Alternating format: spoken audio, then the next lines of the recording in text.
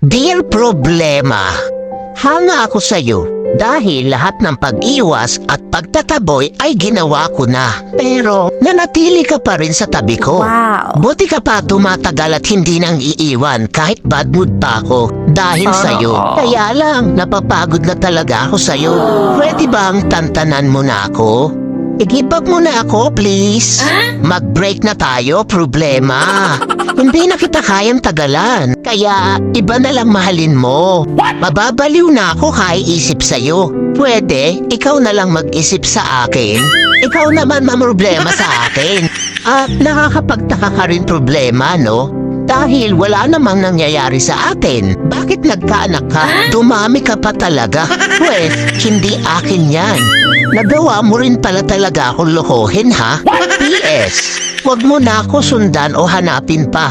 Wala akong pananagutan sa'yo. Nagmamahal. Stress.